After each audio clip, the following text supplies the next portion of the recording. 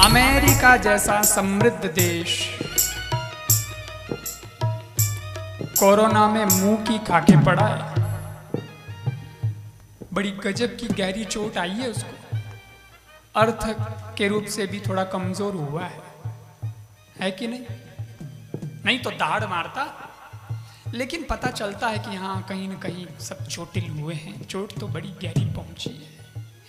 अरे साहब, रिसर्च कहती है, सर्वे कहता है, अपना देश बड़ा वो देश छोटा, अपनी यहाँ की पॉपुलेशन ज़्यादा वहाँ की कम, लेकिन कम पॉपुलेशन में कम जनसंख्या में भी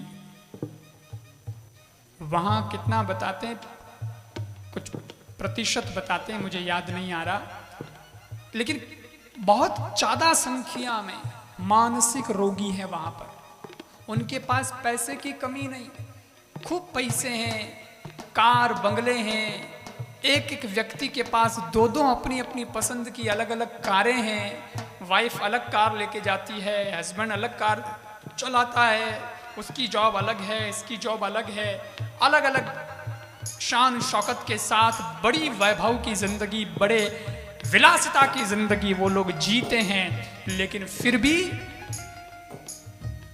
3 में से हर एक व्यक्ति को महीने के महीने या 15 दिन से किसी मनोरोगी चिकित्सक के पास जाना पड़ता है, क्योंकि उनका माइंड सेट नहीं है, उनके मन में शांति नहीं है, तो उनको दवाई लेनी पड़ती है या कोई एक आदमी उसके साथ उनको बातचीत करके अपना सारा दुख रोना पड़ता है, थोड़ी सी शांति मिलती है, फिर 10-12 दिन होते हैं, फिर जाते हैं, फिर जाके अपना दुखड़ा सुनाते हैं।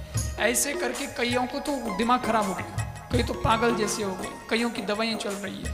और भारत इतना बड़ा देश है, यहाँ असुविधाएं भी बहुत है। अभी अमेरिका की दृष्टि से भारत बहुत पीछे भी है, गरीबी भी बहुत है, लेकिन फिर भी अमेरिका से ज्यादा समृद्ध है एक दृष्टि में। किस दृष्टि में? वहां के लोगों के पास मुस्कान नहीं है, भारत के चेहरे पर मुस्कान है। गरीबी में गुजरान होता है, लेकिन फिर भी चेहरे पर मुस्कान। अरे भगवान का ऐसे लोगों को भी हमने देखा।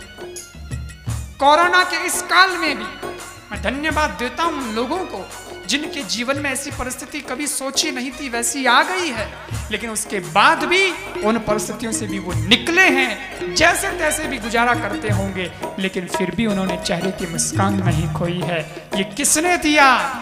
ये भारत के अंदर संतों ने और भगवान की कथा ने ये जीने की हिम्मत दी है। अमेरिका के पास कथा नहीं है भगवान की, उनको कौन मोटिवेट करे भाई जीवन के बारे में? लोग कहते हैं सत्संग से क्या होता है, कथा से क्या होता है। कोई बात नहीं, उन लोगों ने अभी तक इस बात में समझा नहीं, वो इस गहराई में गए नहीं। उनको लगता है कथा महाराज वही करेंगे, वही कथा है, कहानी बांध के आ जाएंगे, लेकिन ऐसा थोड़ा ही है।